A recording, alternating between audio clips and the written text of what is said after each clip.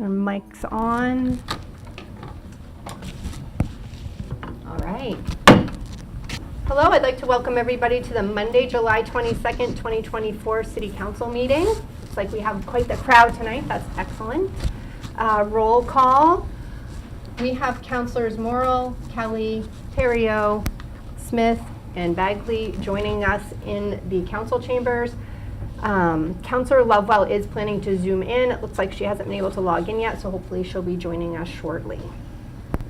For invocation and inspirational thought, is there a councilor who would like to share that this evening? Sure. I'd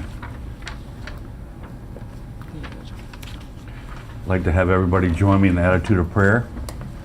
We pray for our community at all times, that all citizens are safe, healthy, and happy. We pray for the wisdom for all those who guide and govern.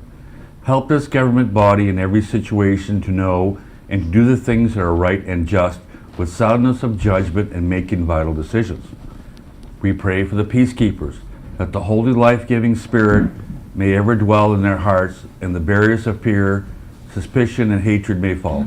This we pray to the Holy Father. Amen. Amen. Everybody would rise and join me for the Pledge of Allegiance. I pledge allegiance to the flag of the United States of America and to the republic for which it stands, one nation, under God, indivisible, with liberty and justice for all. Thank you. Item number 4 on the agenda is the declaration of any conflict of interest. Is there a conflict of interest that anyone would like to declare this evening? Okay. Councilor Lovewell texted that she's working to get online. Okay, perfect. Sounds good. Thank you. All right, item number 5 on the agenda is public forum. Is there anybody from the public who wishes to speak this evening? Perfect. Please come on up and state your name and address.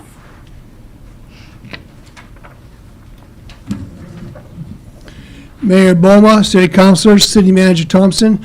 My name is Miles Williams. I'm speaking solely tonight as a concerned citizen of the City of Caribou, Maine. I'd like to address the council tonight as this Caribou concerned citizen on a couple topics that have been concerning me deeply for some time now. I may come across as being a bit blunt here tonight, but please listen with an open mind and not form any opinions until you hear my entire presentation. I want to thank you for that consideration in advance. I recently reviewed the Caribou City Council meeting held on June 24th. The topic that bothered me the most was the decision to eliminate the Safety Committee. I have worked as a safety and training professional for over 30 years, covering over more than 25 different skill sets, and I think this decision was made as a reactive and not a proactive approach to ensuring the health and safety of the City of Caribou employees. Without a safety committee, who will be responsible for doing all the monthly and yearly OSHA reports, such as the OSHA 300 log?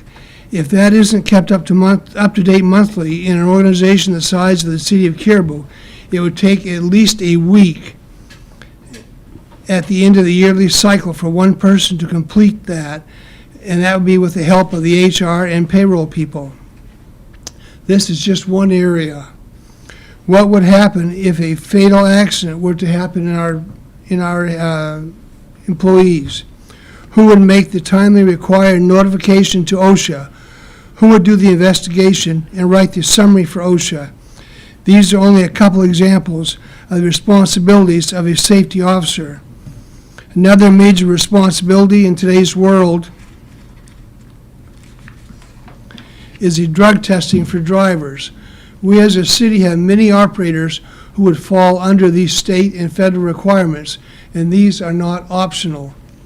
If we as a city put some good forethought into a safety program, I think it could be very beneficial to the entire city, meaning the school department, the CUD, the highway department, the fire department, the rec, and the police. This could be a shared position with all departments, and the compensation could be split appropriately as well as the time. Excuse me. There are so many safety requirements that need to be considered.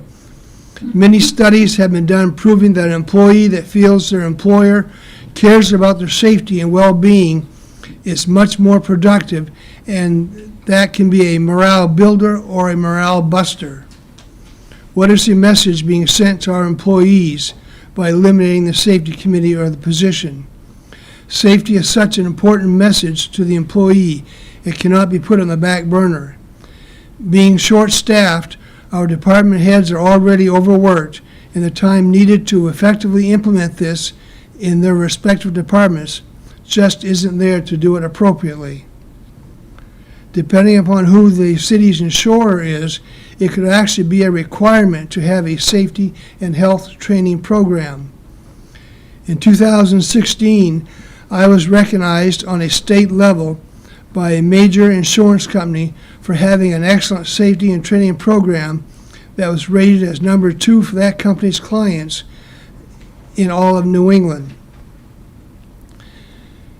And my employer at the end of the year received a major kickback on their premium for that program. And then another topic of discussion that concerned me very much was the comments on the proposed new police station and the subcommittee, or what's called COPS, working on the design with the architects. The COPS subcommittee is the Caribou organization promoting public safety. From the comments made by Councilors Bagley and Smith, my personal feeling is they are upset because they are not making all the decisions. This committee was established to help with the necessary design requirements by both OSHA and the federal and state standards with the help of Chief Gahagan, all the while keeping within the directives and the requirements set forth by you, the City Council. This committee takes the responsibility very serious. At no time has this committee made any commitments that would cause the city to make any significant monetary outlay other than what we have been commissioned to do. My committee, with the help of City Manager Thompson, has been very diligent in getting weekly updates to the council as was requested, and at no time have I seen either of these two councilors at even one of our meetings, but yet they feel the need to sit in this public forum and criticize our work and accomplishments thus far. In my opinion, this is a classic example of trying to micromanage. I am very offended and take offense from me and my committee to the remarks made by Councilors Smith and Bagley in that meeting, in a public forum no less. I feel an appropriate course of action at this time would be a public apology to each member of the committee as well as City Manager Thompson. She has put a lot of countless hours and a great deal of effort to appease the whims of this council related to this project. If you think 7 people could sit down and make all the suggestions and changes on a project of this magnitude and do it in a timely manner while maintaining all of the outside requirements from OSHA, the state and federal organizations, and still trying to stay within the dollar requirements put forward, you've got your head in the sand. This committee is not trying to hide anything whatsoever from the council. As a matter of fact, 2 other councilors have been present at several of our meetings. If not both of them, at least one has been present. Other than a request made for weekly updates, which is overkill and a lot of unnecessary work for an already overworked city manager, due to all the summaries and reports that are requested by the council at every council meeting, I have not been made aware of any specific requests for information from our committee. To be an effective leader, you have to be willing to delegate and not demand that every decision is made by yourself. And this is exactly what I feel you are trying to do. I have been in leadership roles for over 40 years, sometimes only 2 people to guide, and other times as many as 200. Effective leadership is not demanding that every decision come to you first, but having faith in your people to let them do their job. This city is blessed with a staff of department heads that are very competent in their respective duties. I know beyond a shadow of a doubt that I cannot fill the shoes of any one of them for any more than 10 minutes, and that would only be as long as if it didn't snow, there was no fire, no standoffs downtown, and there was no state reports due. I would suggest if any one of you feel you can do their job any better than they, then step right up. I'm sure they would be more than willing to give you their office key so they can step back and give you some of your own medicine. What I am saying here is, it's about time you two step back and let the people do their jobs without constant additional demands and requirements placed on them. If you don't feel this is possible, then I, as a concerned citizen of the city of Caribou, respectfully ask that you resign from this council committee effective immediately so the departments can do their jobs and make our city great again without constant interference by someone that has no authority or the expertise to do so. If I, as Joe taxpayer, were doing the same thing, there would be an uproar about it, so why are you doing it? In summary, what I am saying here is, it's about time you let the departments do their job and leave them alone. You as a councilor have the responsibility to oversee the overall operations of the city, not to control everyone or everything. I am a former councilor and mayor. I respected what my people did, and I visited them often just to touch base and see if they had any major concerns. I was told more than once, thank you for not interfering with them, but yet showing concern for their responsibilities. They were always very open with me and never tried to hide anything. If you stay on as a counselor, I would suggest you consider the same. Some of you may take offense to what I have tried to communicate to you here tonight, and that was not my intent. I come to you as a concerned Caribou citizen about what I have discerned by watching the meeting recordings. I love my community, and it really concerns me when I see all the turnover of employees and the vacant positions. Why is this happening? Let's step back and take a good look at our operations. Are we missing something right in front of us? Thank you for your time, and please take what I have said here tonight as being constructive and not accusatory. I am not trying to attack you, just trying to make you aware of what a concerned citizen is seeing from the bleacher seats. Please take a look at yourself and consider if you may be part of the problem. When I was in a leadership role, I always tried to look at the situation from the other side and how I would feel if it was me getting drilled by a counselor in a public meeting. I challenge you to look closely and determine if you are helping or creating the havoc in the operations of the city of Caribou. Whatever you decide, please take the appropriate action. Either resign or back off and let the people do their work. I urge you to take a close look at your motives and or actions thus far and take appropriate corrective measures. If there are other concerned citizens that feel this way, I urge you to make your views known, as I have here this evening. Thank you for listening this evening. From a concerned citizen, Miles R. Williams. Thank you. Thank you very much.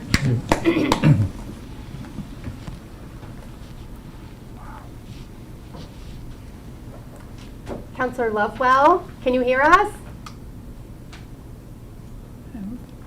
I can. Can you hear me okay? Yes, we can. Perfect. Welcome to the meeting. Sorry, I had a few technical difficulties, but we got them worked through. Thank you. Not a problem. Is there anyone else from the public who wishes to speak? You come up and state your name and address.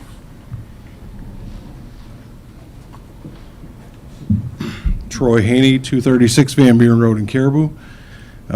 Thank you for letting me speak tonight. I just wanted to, following up Miles there, I don't have a big, long speech, but in concerns to the police station, there's a lot of folks that are inquisitive about a lot of questions, whether it's cost, whether it's how it's going to affect their taxes, how are we filling the positions, how are we, there's a lot of variables that we're hearing out in the community. We're seeing it on Facebook and social media. I'm hearing it at my store. A lot of people come in and talk, obviously, and communicate. My request tonight is merely, and I'll state publicly, I'm in favor of a police station, so I've never not been in favor of a police station, but I think it's something that we need to look at and be, all angles of it. But I believe a public hearing specifically to share some of these questions and answers for the public would be very helpful, for people to have. So I'm here to formally request a public hearing with the public, being able to attend, maybe at the CPAC or something of that nature, where they could come in and get a formal presentation. Obviously, this project started many years ago, and we had a public team that was working on it. I was part of that. That came to an abrupt end at one point. There was a pause, and then it became a smaller committee, and I understand that's how it needs to work. but it would be nice to be able to get some of those answers to the public so there's not a lot of what-ifs and how comes, and give people a chance to have some input. And I would ask that hopefully I get a response at some point when we could find out if there could be a public hearing. Great, thank you. Good idea.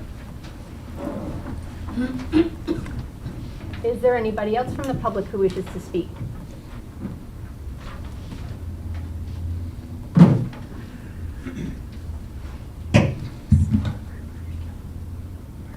Oh dear, I dropped an SAD 1 pencil at Caribou City Council's chambers. I'm Gail Hagelstein, 34 Coolidge. 2 points right off. Councilor Morell, thank you for your message tonight about keeping citizens safe and healthy. It's very important. Behind me are several neighbors of the quadrant, and you all know which one I'm talking about, and I am thankful for what action has been taken the last few weeks. But in something like this, there's always a but. These 2 properties are a litmus test for this city. It's going to be a long process. We're going to have a lot of bumps along the way. But we need to make sure that there are plans, there are contingency plans, there are contingency plans for the contingency plans. So if anything comes up, we're already prepared for it. We need answers to questions. And that means going to department heads, perhaps going to the city attorney. But we need to know what's going on. We cannot lose momentum. If you lose momentum, then it's very difficult to get back up to that speed again. We have to be proactive, not reactive. Don't be surprised by something. You have already anticipated what has happened. And sometimes you have different plans. Now, I know there are some people in this room who know how to do this because we're teachers or retired teachers. And we always say, ooh, if the kids are not going to get this, then we're going to go back and try it this way, or we're going to go back and try it this way. We always are thinking and reacting positively. That's what the city needs to do. There are various aspects of an issue, and we need to look ahead again to anticipate. So, let's not lose momentum. One suggestion I have is to talk to the quadrant. Phil? No, not Phil. What? No. No, never mind. Mr. Haney. Sorry. Mr. Haney has suggested a public meeting. That's perfect. Come talk to us. Find out what our experiences are. We've had years of living with this. We know what's going on. We know because we've seen people climb in windows. We've heard the yelling and the screaming and the shouting at all hours of the day and night. 2 blocks down,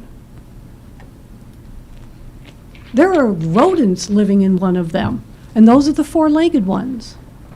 But we still have 2-legged ones coming up and breaking in. You need to hear, because we probably have some really good ideas on how to handle this and anticipate some of the questions that may come up. Again, like Mr. Williams, I'm being blunt. Always am. Thank you. Thank you. Is there anyone else from the public who wishes to speak?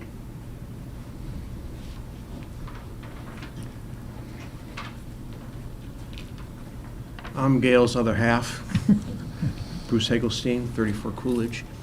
I want to reemphasize on some specifics of what's going on in the neighborhood. And I appreciate what has already happened at 91 Collins, but that's just a start and nothing else has happened. The third dumpster has not arrived yet. The place is still full. The garage is still full. It is not secure. You put a notice pertaining to it being unsafe and uninhabitable on the front door. The people who are breaking into the place don't break into the front door, I hate to tell you. That notice should have been put on all entrances of that property, just not the front door. Not that it would make any difference, but it would at least be aware, because some of these people, I don't think, have any idea of what's actually happened so far. My question is, and I'm concerned about it, is does the owner really know what the heck is going on or not going on? Has the city requested that he get a environmental test to that place to see if anything was cooked in that house? Because there were drugs happening in that house.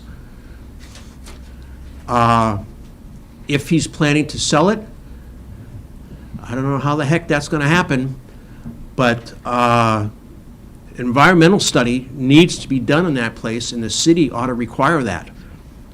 Since you have put the notice on it that it's uninhabitable, we need to confirm what is actually inside that house.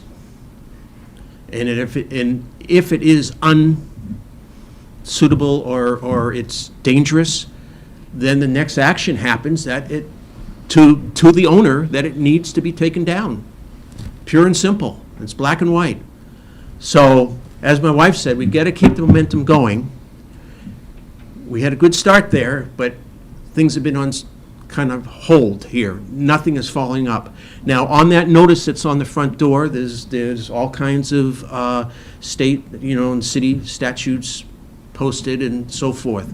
My question is, are there fines involved until something is done with that property, one way or the other? Or what corrective action is needed for that property? Are fines accumulated? Does the owner know this? Is he aware of this? We need to know what's going on here. And as far as we see, there was a little action, and now it's just kind of null. We have people breaking in. We see it.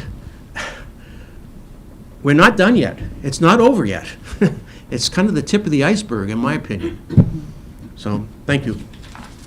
Thank you. Is there anybody else from the public who wishes to speak? Okay.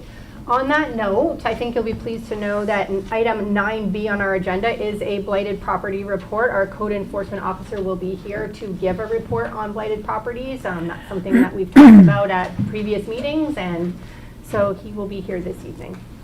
So stay tuned. Hopefully some of those questions that you have might be addressed. All right. Item number 6 is minutes. We do not have any minutes to approve this evening. Madam Mayor, could I make a comment about some of the comments that were made during the public discussion, I guess? Am I allowed to do that? I'll allow that, sure. Okay. First off, in regards to the police department issue, okay, having a public forum, a public informational session is a good idea. But the problem is, okay, is that 3/4 of the work that the committee, okay, which was dissolved, okay, out of the blue, okay, was information that needed to be presented at this public information session, okay? Basically, the public committee, okay, the municipal building committee, or whatever it was called, basically had the legs pulled out from underneath them and just get to the point where we're ready to present to the public, okay, all the nuts and bolts, okay? But now, okay, all the nuts and bolts basically are resting with one person. Okay, that's our city manager, okay? So now, okay, yes, we're gonna be having a meeting with Artifacts here in August, okay? They're gonna come up and questions that other councilors have about floor plans and this sort of thing, which the floor plan was our first look at it, hadn't even really been decided on, okay? But there's more that goes on with that. There was a Facebook post that was put out there about the financing of this establishment, okay? Numbers that were used, in my opinion, weren't factual. Interest rates, this sort of thing, and I think it was done as a scare tactic to make people believe that how this project was progressing, and they're not true, okay? The financing of this project is taking some great time, going through different government agencies to lower the interest rate less than 7%. 4% actually. Right. Just to throw that in there. Exactly. So I think that this business with the social media, like you brought up, I think is gotten way out of hand. So I think that from now on, before people start posting things, okay, they need to really get their facts straight, okay, and maybe to ask people, and as these things come out, I mean, like the comment was made, okay, we put out weekly updates on this, including financing, how this was progressing, site evaluation, how everything was progressing as soon as we knew about it. Okay, but apparently that all just got washed aside. So I don't know. Okay, so my thing is, okay, we're gonna have to revisit this as a council. Okay, and as far as I'm concerned, that committee needs to be put back in place, because as far as I'm concerned right now, without that committee in place, trying to solve through a lot of these little incidentals, not making true decisions, okay, but making help to make judgment calls to be presented to the city employees and all this sort of thing. It saves time, and it saves a lot of BS. But I guess some people don't see it that way. But I was very offended by the posts on social media. Was that Brock Consulting Services? Actually, they told me downtown I need to speak. When I speak down there, I gotta speak up here too. 11 Roosevelt Avenue here in town. Well, if you could excuse us just for a moment, man, we'll get to you in just a second, okay? That's how I signed my name on the mortgage contract. Thank you. Okay. But anyways, so I'll finish up with that. But I think that there's ways to do things and there's ways not to do things. And a big problem I'm having lately, and I've had this problem before with other issues, is the lack of respect for this council, for this board here, that people seem to have and want to manipulate us into doing things that we don't necessarily want to do. That's my spiel with that. Now, as far as the blight goes, yes, I'm glad you brought up the point about the code enforcement guy coming in. It's a brand new guy and it is working. You're going to see it's just takes some time. And I agree, time sucks, because I drive by there, I've been checking things out, and but please just give us some time. So that's my spiel. While we're on the topic, I just want to follow up with what you said, especially in regards to, I think, that post that you were talking about on Facebook and some of the things that might not have been accurate in there. I gotta find that, I don't know. One of which was about the loan, and a 6% loan and how much that was going to cost taxpayers over time. And actually, we're working with the USDA to try to secure that loan, which would be at a much lower percentage rate, hopefully around 4%, if we can get the project moving by, I believe it's sometime in September, correct, Penny? Whenever it is, that's going to be the interest rate, but that's what it is right now. Right. Yeah. So anyhow, and again, it wouldn't be on the full 10 million that the taxpayers did approve. So I think another thing that was mentioned in that post was a straw poll that was a non-binding poll that was taken, which is true. That was done in November of 2021. But then in June of that following year, we did have an actual referendum question that the voters did vote on. It was not a straw poll.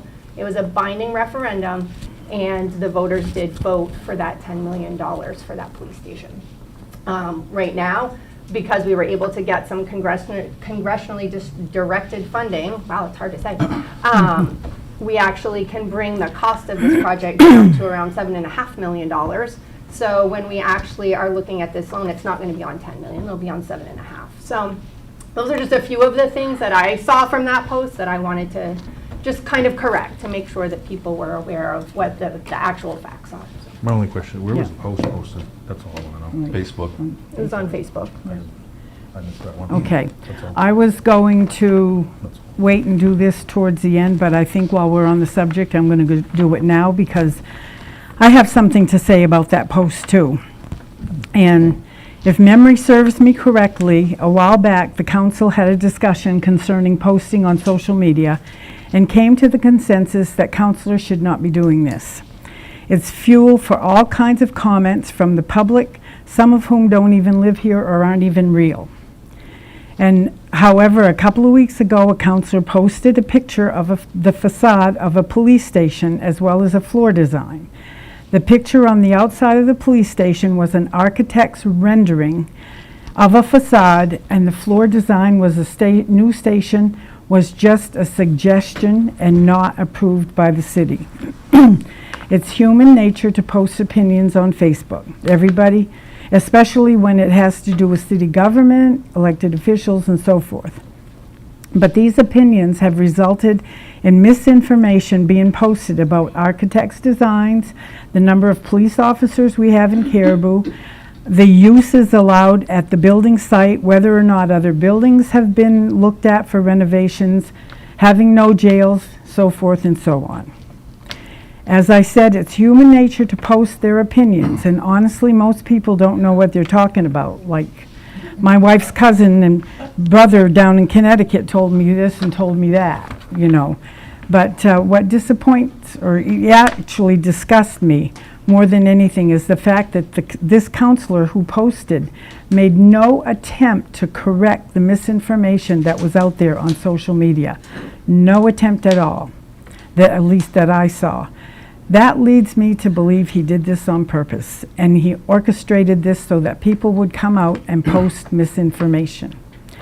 He made no attempt whatsoever to correct it, and when asked to take it down, he didn't want to. He has mentioned several times that he believes citizens of Caribou should know what's going on and that the councilors should be transparent with information, and I don't disagree with that. But you have to give them the facts. Not just throw something out there on social media and then let the people run wild with it, what they're saying, and not correct it or take it off social media completely. People who sit at this table are elected officials, elected to do the work for the good of the entire community, not put stuff out there on social media and then let it run wild. While I believe we really need a good, strong policy put into our charter that simply says that if you're going to serve as a city councilor, you do not post city business on social media. Which brings me to another subject, which we've been talking about, the abolishment of the Public Safety Building Committee at the last meeting. I think we need to bring it back, and this is a good example of why. A committee is formed to get the facts, come up with a plan, get as much information as they can, and help from people such as engineers who have the knowledge to advise us. Then the committee assimilates all this information, and when it's ready, brings it to the council. The committee does not vote on anything, nor do they make decisions. They are gathering facts and coming up with the best plan possible. That's hard to do with a full council sometimes. When the committee meets, and the meetings are for 1 and 2 hours, we can't tack that on to a regular council meeting. We'd be here until midnight. I've been down that road before, and I'm not going there again. Any councilors who wish to can sit on any committee meeting at any time. They just have to sit in the audience because they cannot participate or because discuss anything, because then it comes a full-blown council meeting. I really believe that we should reestablish the Safety Building Committee. The information on the police station is not ready to go to the public yet because it's not accurate. I urge the other councilors to think long and hard about this and about what happened by posting on social media. Amen. Thank you. Thank you. All right, thank you. I believe there was someone else from the public who wished to speak. Yeah, actually, I do. My name is Lisa Groff, and I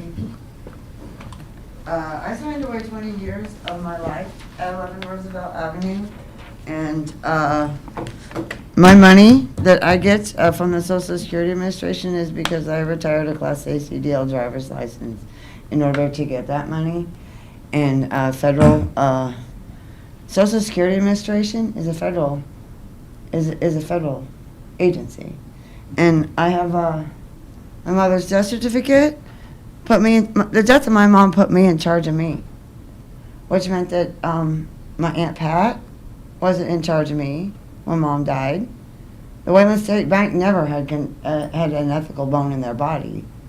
Now, if I can walk into the Ashland branch of the North State Federal Credit Union before my mom died and move my retired truck driver check to North State, and now we have a system where the University of Maine decided that if I was going to fund my education with loans, that someone associated with the university was going to change my email address at the North State Federal Credit Union May 28th of 2023. This has been 14 months that the school, University of Maine in Presque Isle, has been deciding that they're going to run my budget for me.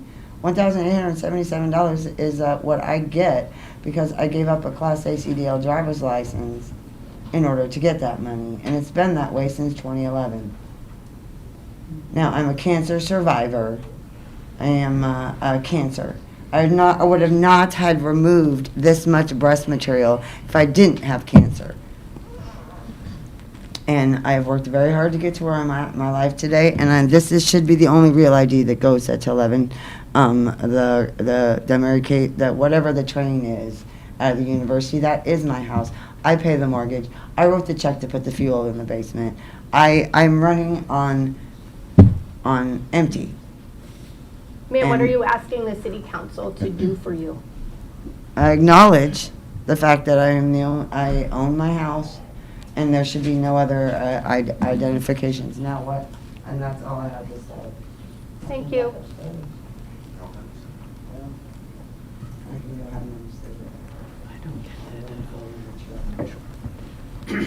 Okay, is there anyone else from the public who wishes to speak? Okay. Item number 7 on the agenda, under bid openings, awards, and appointments. Item 7A is the recognition of 51 years of service for our retiring Chief of Police, who is actually officially retired, Chief Michael Gahagan.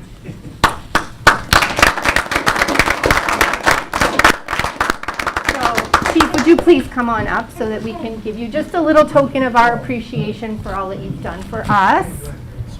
And I had the pleasure of working with Chief Gahagan very closely with the police station project over the past few years, and it's been a pleasure to work with you. Oh, thank you. I appreciate the council for all their support, and my family, and most of all, I appreciate the citizens that supported me through my 51 years, but especially through the 19 as chief. They've been a great supporter of the police department, and I know that they'll continue that support for our new chief. So he deserves all our support. Thank you very much. Thank you. Thank you, Mike. Thank you Thank you, so Mike. much. You can sleep in till 8 now. Oh, Chief, there is a box for that as well, to keep it The most safe. important thing.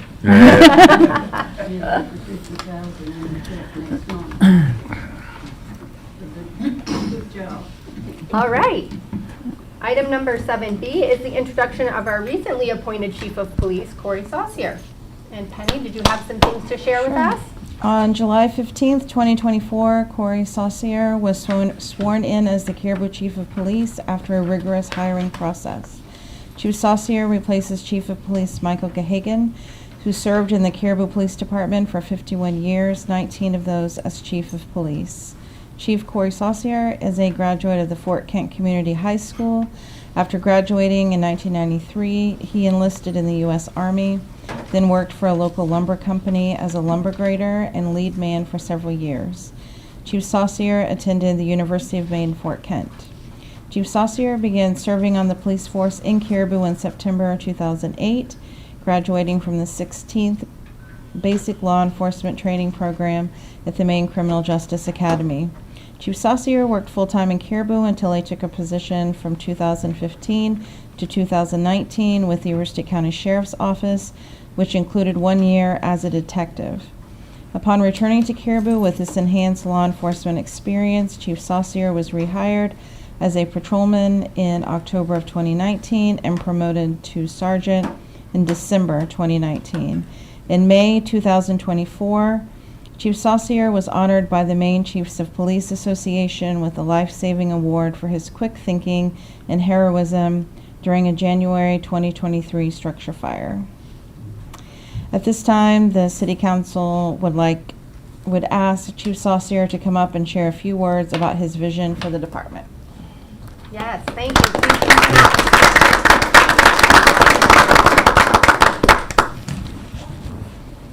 Thank you, Mayor Thompson, Mayor Wilmer, City Council. Gratefully humbled, and Chief Gahagan cannot stay in bed past 8 a.m. He has to still come into the office, and All right. it was a quick transition, and he's always had an open door policy, and now my door's not going to close because I'm going to need assistance. I'm going to need assistance from the council, from our manager, and from the citizens of Caribou. Ultimately, that's what our goal is. I hear your complaints, I hear your concerns. And I understand that that is a huge problem. It's a huge issue, okay?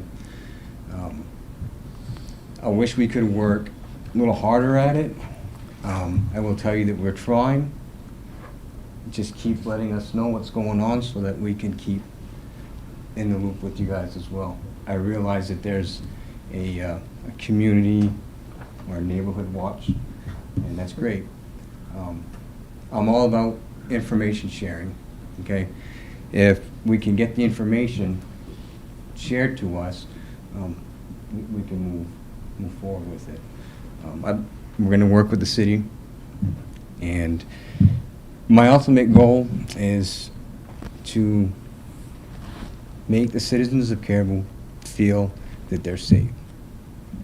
And we're going to try to do that the best that we can. Thank you. Thank you.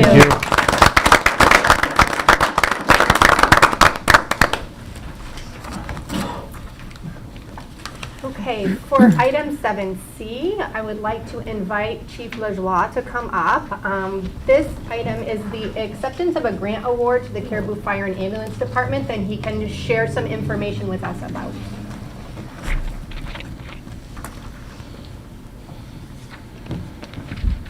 Good evening, councilors and city manager.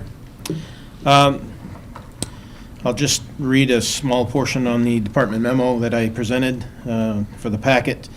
The 131st Maine Legislature, in concert with Governor Mills' administration, enacted legislation in 2023 that created $31 million for a grant program to support the Maine EMS system throughout the state of Maine. The Emergency Medical Services Stabilization Sustainability Fund, as it's called, is broken into two distinct components, as identified in the title. The stabilization program was intended to be rapidly deployed and source emergency medical services agencies experiencing significant financial woes and temporary fiscal support to ensure that all Mainers and visitors to the state continue to receive high-quality EMS care. The 131st legislature, as recommended by the Blue Ribbon Commission, and they were the ones that did the study on emergency services in the state, they put forth funding to support the stabilization and sustainability of the emergency medical services system in the state of Maine. Stakeholders worked collaboratively with the Maine Bureau of Emergency Medical Services, the Office of the Governor, and stakeholders throughout EMS community to put forth funding to support the stabilization and sustainability of the emergency medical services system in the state of Maine.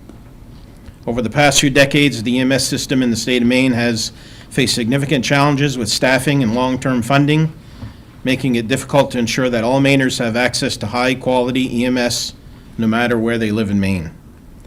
The COVID-19 pandemic, socioeconomic factors, and evolution in the workforce is perceptions have led to the situation where some EMS entities, examples ambulance services and non-transporting services, struggle to meet today's demands for EMS. This reality poses short and long-term risks to the residents and visitors of the state of Maine. Therefore, the Maine government, both the executive and legislative branches, felt that it was necessary to invest in Maine's EMS system to support,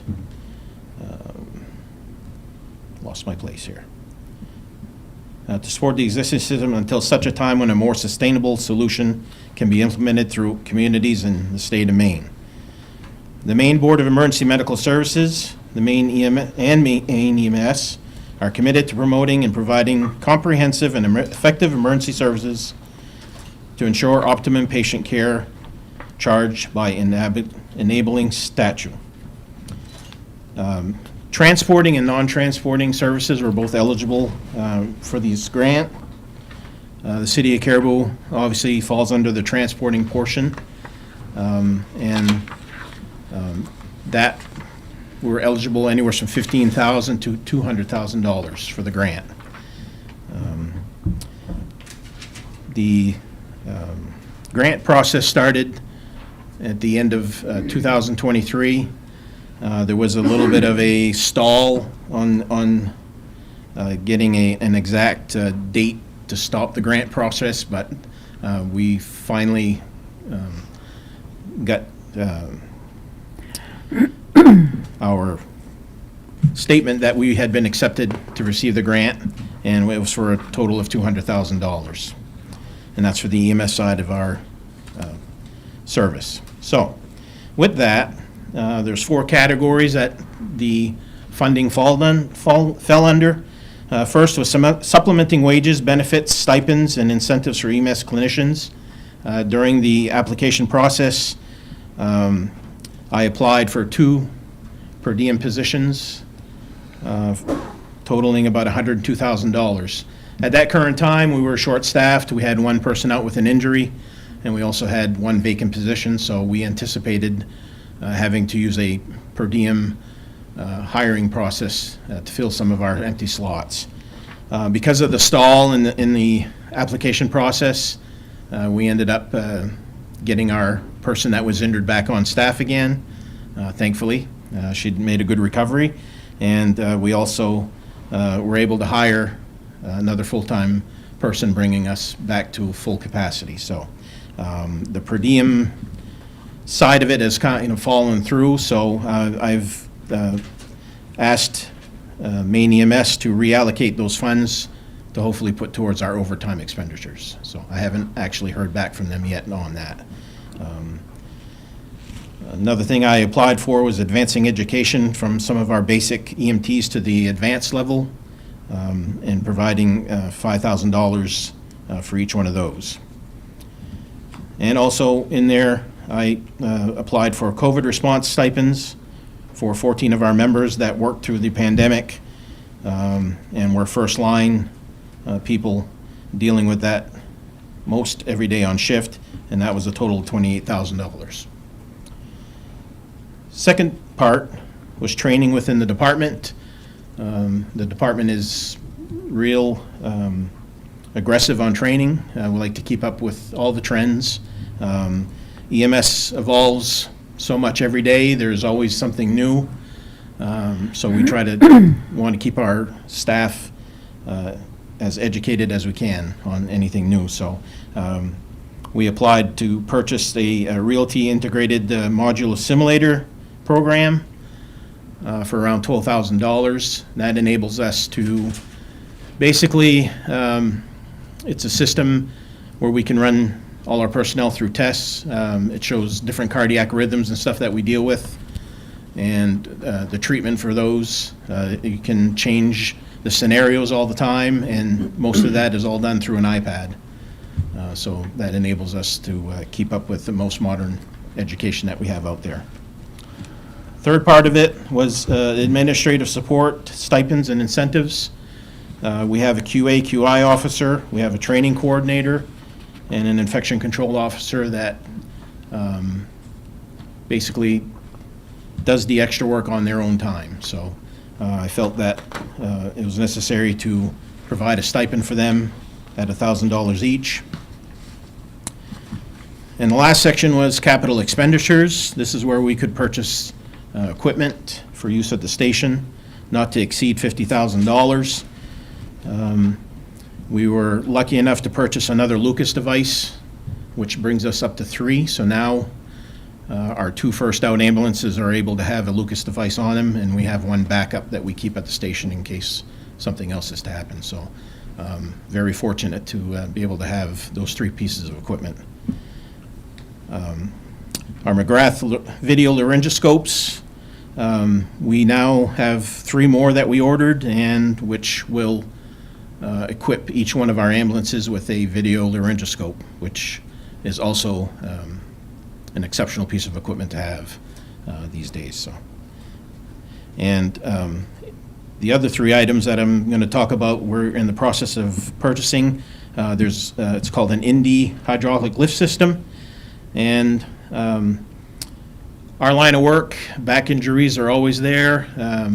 We have a lot of obese patients that we deal with, so getting that lift assist off the floor sometimes takes 4 of us to do. So this Indy system is a platform that'll slide under the patient and is able to hydraulically lift them to a sitting position so we can actually get them up off the floor. So we're hoping to prevent injuries with that.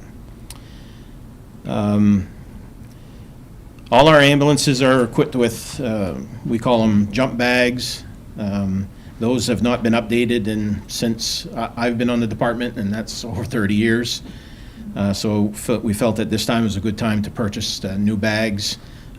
Makes us organize a lot better and able to keep equipment right with us. And we only have to carry 1 bag in now instead of maybe carrying 2 or 3. So, and we obviously have an EMS supply room, and organization is key there. Keeping track, everything has expirations date now, so we're trying to keep the organization of that room a lot better. So we're hoping to purchase some storage racks for that. So that's kind of where we're at. This is the first part of it. There's actually going to be a second part grant process that they will have. With this program, there's reports periodically that I have to do to the state, and at the end of the grant, I'll have to do an actual report on what we accomplished and what we spent. We have until December 31st of this year to use these funds. If for some reason we're not able to use all the funds, then obviously they need to be turned back into the state. So a signed agreement was signed on May 21st. Check arrived probably about a week after that, so that's where we're at. So I don't know if you have any questions I can answer for you. Yes, sir. In regards to your administrative support stipends and incentives, I'm assuming this is a one-time deal, that this isn't going to be expected every year after this, once this grant is done? Yeah. Because I mean, thinking down the road here. Yep. In regards to the COVID response stipend for $28,000, you had 14 full-time guys that are receiving just a straight-up stipend? Yep. Okay. It's How much is each one of those stipends? $2,000 each. And those for the ones that were employed at that COVID and are still employed now. So does that include everybody that was full-time at the time? Yep. So in advancing from the basic to your advanced, is that going to be put out to your paid call members as well? It can be. Obviously, we want our full-timers first. Right. You mustn't have too many basics down there right now, full-time. 2 right now. 2. Yeah. So all this basically is all just geared towards the full-time department, not the paid call or anybody like that? Yeah, mostly, yeah. Was there any consideration given to them for anything? Basically, I mean, what we have on our paid call staff or EMS licensed people, Right. they're either paramedics or advanced right now. We don't really have any basics anymore, so. On paid call? On paid call, yep. Wow. Yeah, it's dropped a lot since the recent years. We probably have maybe 5 licensed people, so, and they're either at the advanced level or paramedic. Yeah.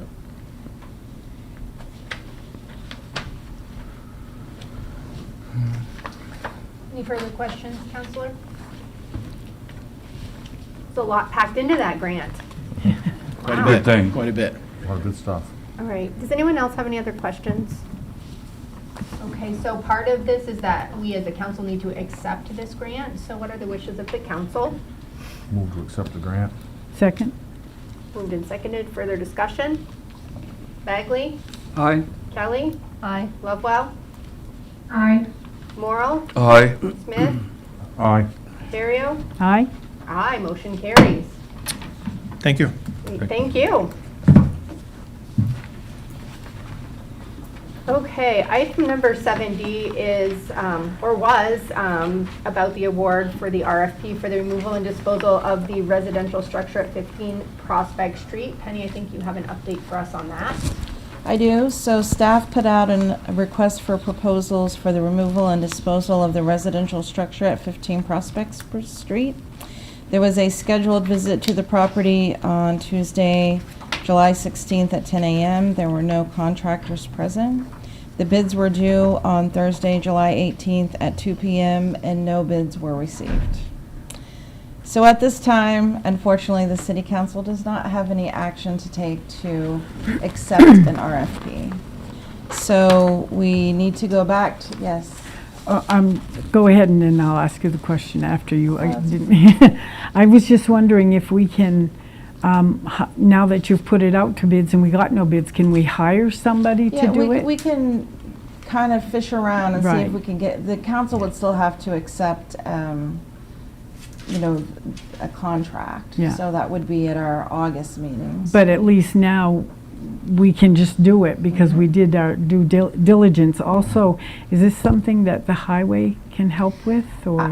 We are having a department head meeting on Wednesday, so Okay. we'll talk about it then. That was what I was going to ask, too. Yeah. Yep. Okay, sorry I took your time. You took my question. No, I mean, it's just unfortunate, yeah. Yeah. I think something should be done immediate about this. I mean, if you have a department head meeting on Thursday, no contractors come out, and I think that if Dave has time, I mean, enough's enough here. I mean, this has gone on, this piece of property here has gone on and been such a pain in our butts, okay, for so long that this has got to end.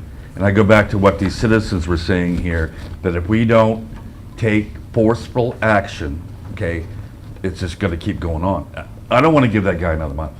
I drive by there, I mean, they had a fire going on in the back of the pickup. They got this pickup truck in the yard there. They're burning a bunch of debris out there. I mean, the downtown smells like trash. So I think that I would propose the question to Dave. I mean, we've had contractors that have worked for us before, like, of course, Carl's done some work for us. Kevin Thibodeau, there's been 2 or 3. There's 2 or 3 other contractors around. I mean, ultimately, what's his name's going to pay? Well, hopefully, but we need to get this done before by the end of next month. I mean, and this. I think it will send a message to some of these other disgraced properties here. We're done messing around. I mean, We also have to keep our workers safe, too. So No, and that's why, yeah. I understand that, but I think measures can be taken to ensure that. We've got to pay for a police officer to stand there during the whole time, I'm more than willing. I'm sure they'd be more than willing to do it too. I mean, if we got to have a police officer and a fire truck there, yes, we're adding to the expense. But if that's what it's going to take to get this property cleaned up and to eliminate it, then that's what we have that obligation. I mean, I think we have the obligation to the public. That shows that we're not messing around anymore. So that's my opinion. Just on the fire thing, because you brought that up, and Right. since we have our chief here, they are being cited for those fires, right? Because they've been asked not to burn. So his permit got pulled, and obviously we've been there several times already. The last time was with the fire in the back of the pickup truck. Yeah. But we haven't been giving them any summons yet, but my suggestion to the city manager after that incident was that the next time we go there, that he starts getting summons. Perfect. enough. Perfect. Yeah, enough's enough. This is going on Thank you. 10. Penny, can you, if you find somebody, like whether it's Dave or Carl Soderberg or somebody, can you just go ahead? We don't have to come back and have a meeting before then, do we? And Well, you would need to award a contract. I mean, that's. the can whole we thing. authorize you to award it?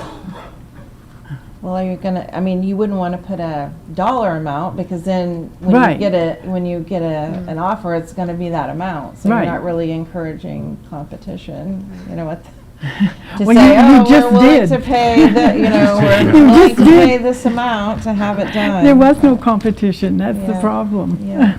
Penny, if you had your safety committee back, why would you have to hire somebody to do this and pay them? This is a totally different thing. This is about a dangerous building. That's That- safety But it's different, and the two different of the things. people of Yeah. the city. Yeah.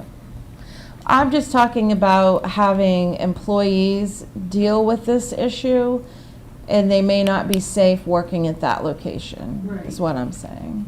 Okay. So I don't, it needs to be explored, but when it happened at, you know, our bids were due at 2 PM on Thursday, and I've got to get the packet ready for Friday. Right. And amongst everything, I know no one cares, everything else that goes on. So there was not time to have a conversation, because Public Works works 4 10-hour days. So they're not in on Friday. You know, I could have called Dave, but we couldn't have had a real good conversation when that's, you know, his men aren't there to have a conversation on Friday, that's all. But again, you're only one person, and this is why you have the committee Mhm. to help out. You can't do it all by yourself. You do need. No, help. agreed, agreed, you know. So we'll be having that conversation, you know, about what our options are. And we may have folks that when they find out, like I talked to someone today, and they said, oh, I guess I didn't realize that went out. So maybe we just have to work our contacts some more to see if someone can come forward with an offer to do the work. All right, thank you very We'll much, keep Penny. working on it to get it done as soon as possible. Sorry, Perfect, thank you. wasn't trying to be. Okay, No, I know. all right, That's so let's fine. move on.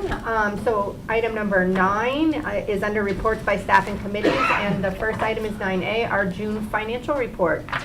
We have our finance director here to share that with us. Good evening, Mayor, Council, Manager. I'm going to be referring to page 9 is the financial notes, and I'll be going through the detail on page 10. Our June financials for 2024, assets on hand at the end of the month were $10,127,183.36. Cash on hand was $4,739,394.77. About 3/4 of the way down the page, we have the 2024 tax receivables. For the month, we collected $86,695.73 for a total of $366,544.28 in prepayments. Through the month of June, that's $46,600 more than we collected over last year's amount, about 12% more than last year's amount at the same time, ending June 31st. I'm sorry, June 30th. On the next page, at the bottom, the liabilities for the month ended at $7,048,691.58. On page 15, our fund balance at the top of the page, ended at $3,078,491.78. Moving over to page 17, our expenses for the month of June. The current month, we had expenditures of $703,524.34. Year-to-date, our to budget, we're at 36.9%. And again, we talked about last month that if we had expended our capital improvements after commitment, that would add $1.2 million. Also wanted to note because we had a discussion about salaries. So salaries do make up part of the shortfall, which is a good thing.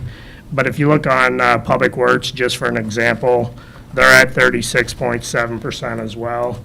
And they had over $500,000 budgeted for asphalt. And I know Dave's been putting asphalt down, but we haven't actually paid any of those bills to date. So there, if you looked at 6 months, it'd be $270,000. So basically my point is there's a combination of a lot of reasons why we're under budget to date. It's not just the capital, it's other things in other departments that are affecting this as well. And again, a lot of times, department heads aren't spending until the commitment is set because they don't know if anything's going to be cut from their budget. So that's another reason why the expenditures are way under budget. Moving over to page 22, our revenues for the month came in at $533,241.28. And again, because of commitment, we're only at 30% collected. Once commitment happens, that number will jump significantly. Our excise tax for the month came in at $151,723.57. Our year-to-date amount is at $823,459.77. And we are over budget in our excise line by 2.5% for half the year, which is a good thing. Our revenue sharing came in at $211,175.10.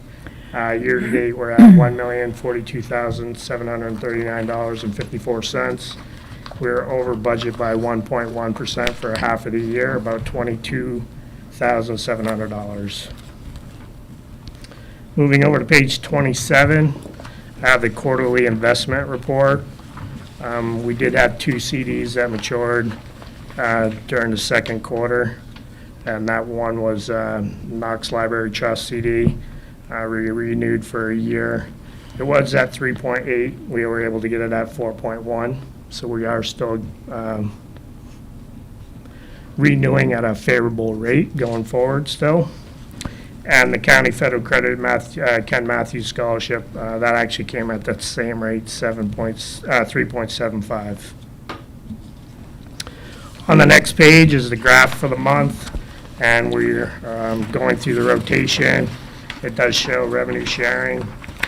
We did have 3 months less than, so the month of March, April, May were less than last year, but for January, February, and June, we were over last year.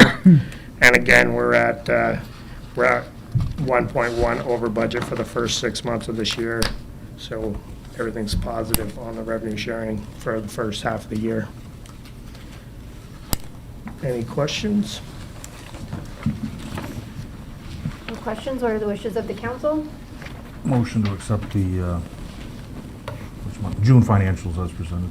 Second? Moved and seconded. Any further discussion? Hearing none. Bagley? Aye. Kelly? Aye. Lovewell? Aye. Morrell? Aye. Smith? Aye. Ferrio? Aye. Aye. Motion carries. One quick thing on that, I could wait till the Thank end. you, Carl. Oh, We go just- ahead. We need to, we'll get an investment committee set up, meeting sometime, I think we talked about it before these rest of these mature, some of the bigger ones, so to speak. Looks like, I don't know, when, a lot of that stuff is going to knock September, so if we did something sometime next month. Okay. We're obligated to have one yearly anyway, so that's all I have on that. Great, thank you. Item number 9B is the blighted property report. I regret to say that our code enforcement officer is sick, so you're going to have to just hear from me.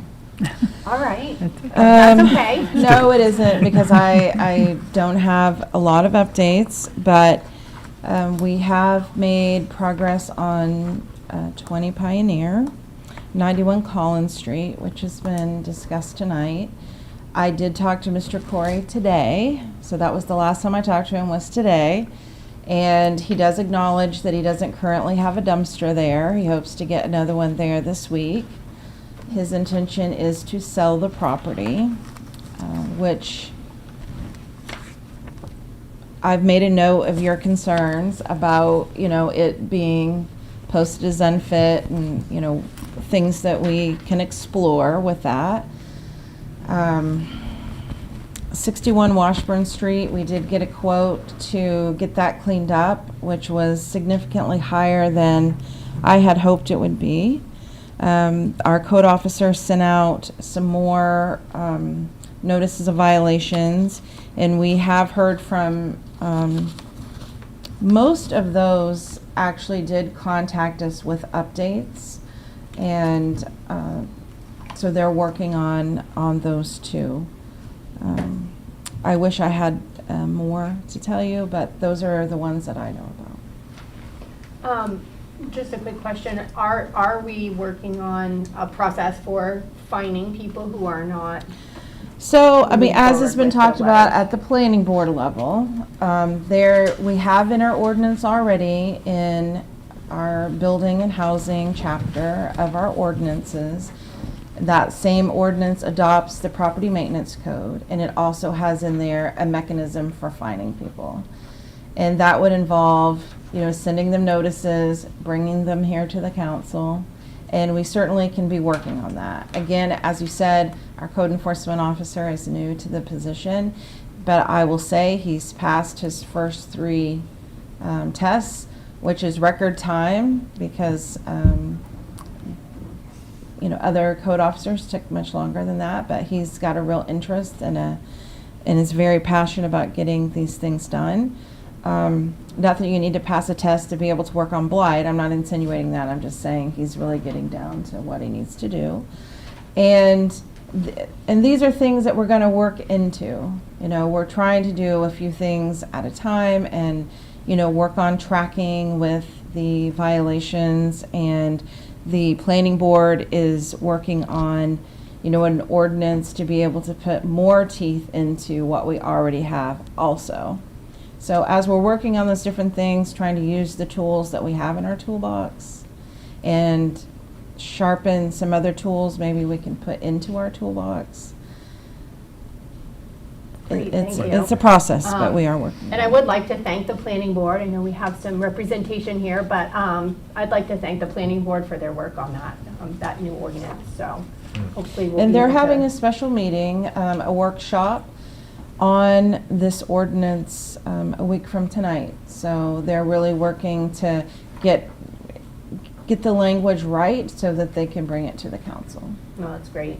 And my hope would be that, I was hoping our code enforcement officer was going to be here, because I Yeah. wanted to kind of mention, I think it will be great maybe if Chief Saucier and our code enforcement officer could work together. I think that to kind of tackle some of these properties and some of the things going on, I think it's going to take a joint effort. So hopefully that can be something we take a look at too. I think the fire chief should be involved too, because you are, the public health officer in town? So I think the 3 of them would make a fantastic Yeah, team. absolutely. Absolutely. Correct me if I'm wrong, several years ago, maybe it was longer than that, we had the code enforcement officer give us a list of all the violations in Caribou at one time, and it was 5 pages.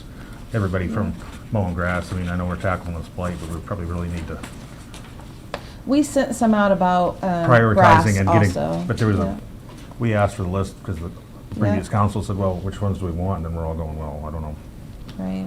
So that's really up to staff to really prioritize what. till we get to the level where, that was one of my priorities in the beginning. I mentioned again, beginning of the year was blight removal. I think it was several. I think Everybody. everyone was unanimous. in Unanimous that. on the one of the 2 or 3 things we had to choose from, so. Was blight. If you look at So the- there was everything from, like you're saying, grass, To- cars, unregistered vehicles, junking up the neighborhoods, blight issues, There's a lot more out a lot there of than- trash. There's a lot more on that list than we just bring up. Yes, We always yeah. bring up the top 3, but there's pages of those, Yeah, depending on how picky you want to get. yeah. But there's progress being made. That's excellent. I know it's not fast enough. Like, I get that, Good things take time. Thank you. But they don't want it time. But I think that it's important for everyone to recognize that our new code enforcement officer has done quite a bit just in the past month or so. Right. He's doing a good job. So I think we have to give get him a little going on credit, that, because yeah. he's really done quite a bit. Yeah, he has, for sure. takes more than a day to mess them up. Yeah, for sure. So it's gonna take 2 days to get it cleaned up. There we go. All right, well, we're going to slide right into the city manager's report. So riverfront power plants, the EPA is on site and mobilizing. They're working with contractors to get some electricity and water at the steam plant. So right now they have a generator for the electricity. They have rented a truck to have water at the steam plant. Karen from our office went down today and checked out everything, talked to officials from EPA. Actually, the Coast Guard has an on-scene coordinator there too, because, Really? yeah, because actually a CERCLA action, like this removal project, is affiliated with the Coast Guard. Way. Yeah. That's interesting. So they actually have someone from the Coast Guard there too. So they've got fences up, they're detouring people around the site. They have put out requests to get contractors in there and get working, and they're hoping to start on that in August, but they are mobilizing now. So the Brownfields project, which is at the diesel plant, is on hold until at least October, when Karen was speaking with them today. Their plan is to work through October, and then if they're not finished, they will demobilize and come back in the spring. So broadband initiative, I requested an update from Charter Spectrum, which I received today from Kate Gore, and she said that their team is working on pole permits. There's a lot of poles they don't own, so they need to get pole permits from them, and that's what they're working on now. Events and marketing, Thursdays on Sweden Street have been very well attended. The development committee had requested that we get an economic development software called Placer AI. So we've been able to make a geofence around the Thursdays on Sweden Street, and we're getting between 1,200 and 1,400 people for that. And for an event in the area, that's a good crowd.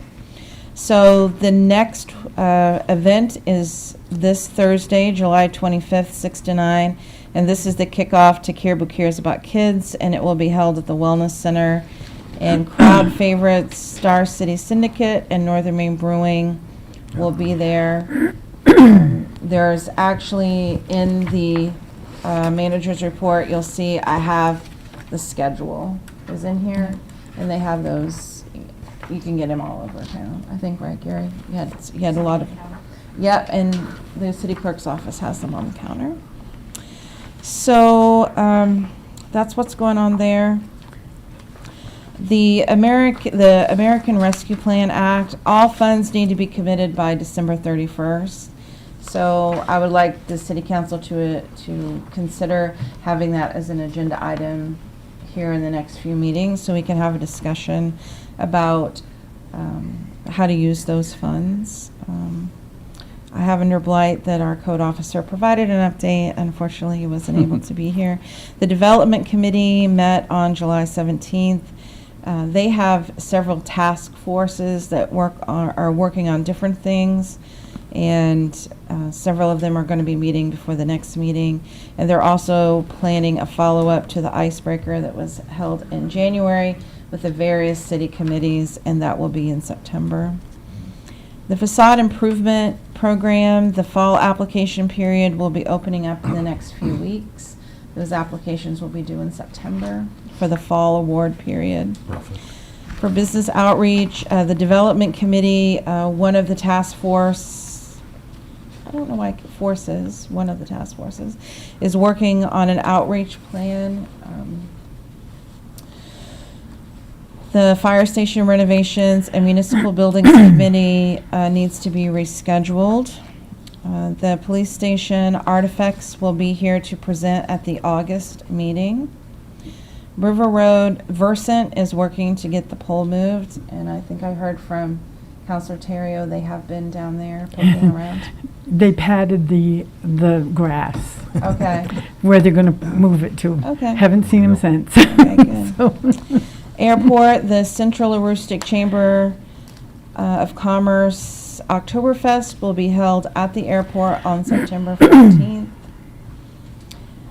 The new LED streetlights, I believe that Mayor Boma, are you going to give the report on that, on the streetlights? Well, I just wanted to give a quick update on kind of where we're at with that, because it's been something I've been a little passionate about, probably irritating about a little bit, but it does sound like now we have identified the poles that we'll be able to use to put up some new streetlights. We've identified which poles have electricity already going to them, figured out which ones do not.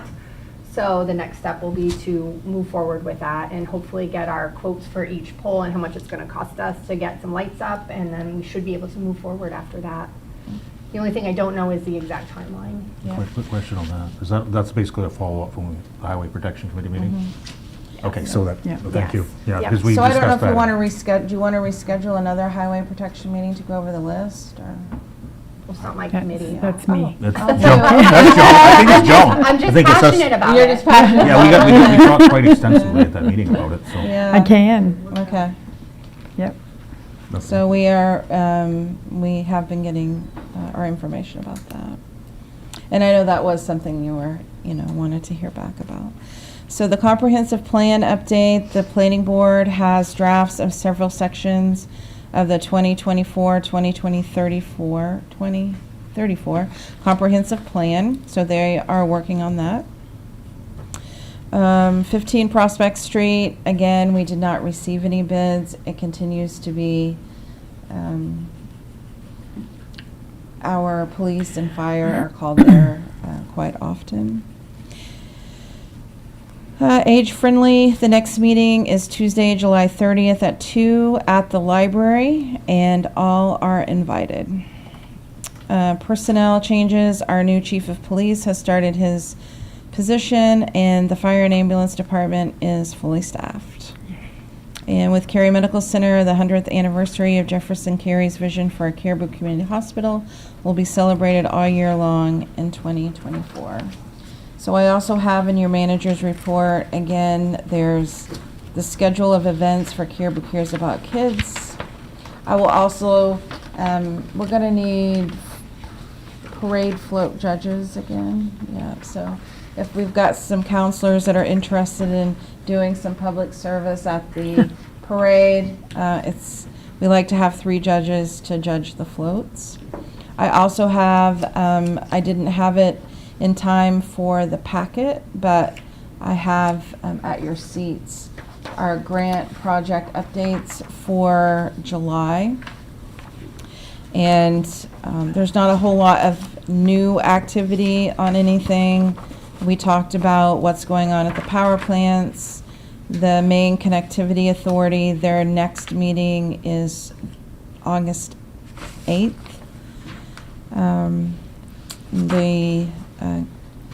Everything else is pretty much, don't really have a lot of updates, but you have them there for you if you want them. Any questions from anyone? I just want to point out, because I love the program so much, and I'll talk about it again, the facade improvement program. I was noticing that one of our recipients has started on the work, I believe. Yeah, that Yes. looks pretty cool. He's And doing it's a going to good look job. excellent. It's gonna look excellent. So Yes, that's where that program goes. So that's Yeah. Godin Service, that's on Herschel Street. Yes, correct. I Yes. just noticed it today, that they've got the stripped off, and they've got some stuff down on the bottom, so Yeah. that's going to be a wonderful improvement. And then, and all the others, obviously, that Yeah. got the awards, so hopefully we have some more people that Yeah. apply in September, I so. certainly hope so. yeah. So that's what I'm going to throw in on that. Thank you. Anything else? All right, thank you so much.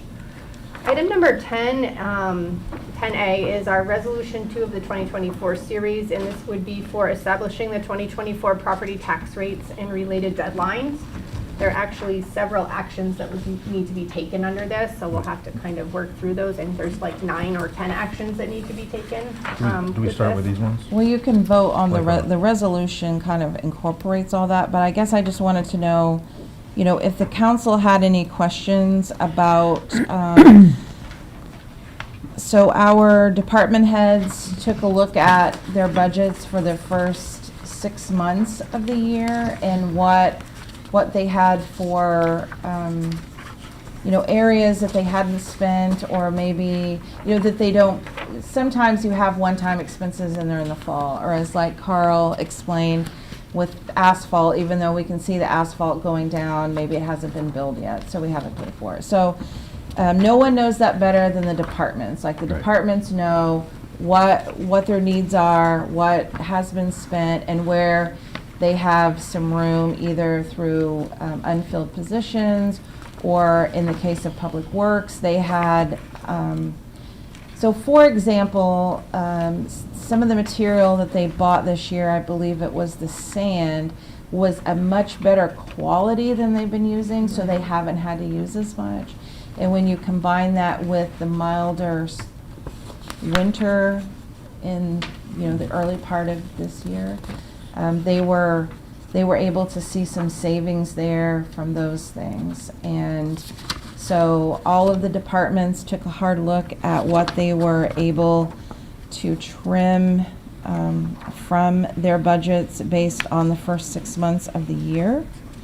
And so what I have there for a list, I don't, it's in the packet. I don't know if it's something Is that that. on page 37, the total all departments for 426? Yeah, so it starts Yeah, like it starts 35 page to before that, yeah. 37. Yeah, I know it starts, but that's the total. Yeah. Yeah. Correct. But the total was 426,000, and that, all but 100,000 is from the expense budget. There is 100,000 from capital, but that is because we got a grant for that amount. It wasn't, and not the grant that Chief LaJoy just talked about, because with that grant, you can't. Doesn't offset you- expenses. Yes, they're Right. very, Right. they talked about you can't use that To offset to offset expenses. something else. This was from the county ARPA, but when we passed our budget, even though we had applied, we couldn't count on getting that. So in this case, we did get that. Chief LaJoy has ordered his new stretchers. Everything is good, with that. So basically, starting with the projected rate before these cuts, these new cuts were made or looked at, it was around a tax rate of what, 22.35? Right, so that's what this- we had projected based on, just without knowing all the valuation numbers, yeah. And this brings it down to almost a mil from that, Yeah. correct? Um, Yep, 21. 18 and a half last year, though? Is that what we're at? 19. last year. 19 last year, okay. 19 and a half. There's an interesting factoid here that I found very interesting, okay? So we come in at 21.4 mil, okay? Now, looking at the components that make up our mill rate, okay? For instance, county tax, okay, had a change or an increase of $368,000, $722 to the positive. Education, okay, RSU, they're costing us an extra $879,294.54. Municipality, down $254,073.89. That's how Down. much we're raising through taxation. Keep in Correct. mind, we did have one-time funds that's offsetting that. So Right. it's not, like, I wouldn't want people to think that we're trying to tell them that we're spending less. No, well, necessarily. my point, my only point is, okay, is that it goes to show, okay, the department heads, when you meet with these guys, what they're doing. Okay, I mean, it's like we're having to compensate for others, okay? And I think, that it's rather significant. I know what you're saying, I get it, okay? But it just goes to show your municipality, okay, should show people that the municipal equation to our tax numbers, everybody's working hard to keep it down, okay? And, and we're absorbing others, so I don't want people to think when you get your tax bill, okay, oh, the damn city, geez, Right. screw, they're jumping their tax rate here. We're doing everything we can at this table here, and with the help of these guys here, to keep that down. And I think that's commendable. I mean, I think it's commendable. And when I saw that number, okay, and I get it, okay, I just thought it's an interesting factoid, okay, that just goes to show, what actually happens in the municipality with the people that are controlling the municipality money. So everybody, they're doing their part, and it's a sad thing, okay, that they get beat up so bad, but whatever, Right. that's what it is. So, but I think that they should be commended, hands over, I mean, how many, you go back and see these guys 4 times during the year, okay? And it's only after we get like, so once we get the RSU bill, the county bill, well, geez and crow, now what are we gonna do? Well, let's go back to the department heads, okay, and, well, how much can you cut again, you know? And even though they're really, really good about, you know, doing it the first time and coming in with something, you know, that's rather, you know, good, because the problem is every time we cut the municipal budget more and more and more, that affects the reserve accounts are slowly not going to be existent. And in the event something bad does happen, then what are we going to do? Okay, I mean, and that's always been a big beef with me. But when I saw those numbers, I think it's rather impressive. I want to commend the department heads that are here that keep up the good work, and you know, it's greatly appreciated. I mean, that you should be. Not that I'm going to give you a raise or nothing, but you should be commended. I second that, I mean, for sure. Yeah. I mean, you look at that. Yes, Absolutely. Absolutely. I know, I understand where he's coming from on that completely, but I still believe that we should use the G1 456 2021 tax relief money for the 194,000 to get this down to 21.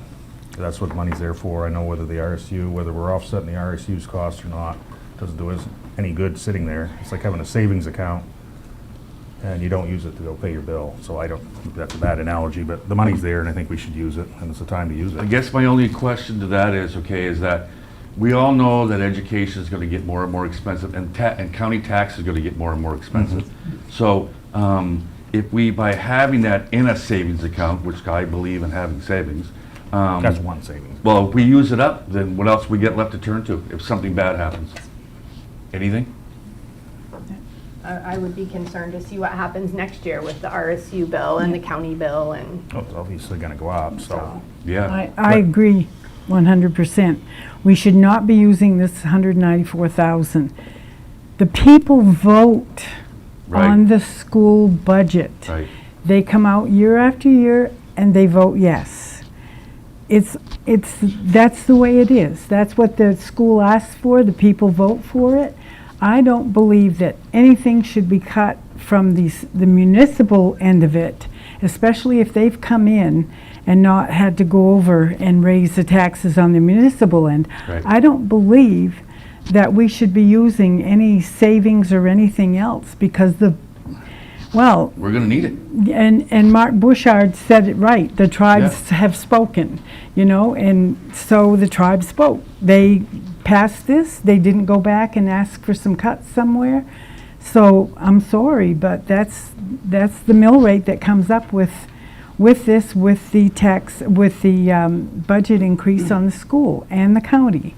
And I think we're going to need the money. We have things that we need to take care of within the city, and I just don't believe that we should be using that to bring the mill rate down.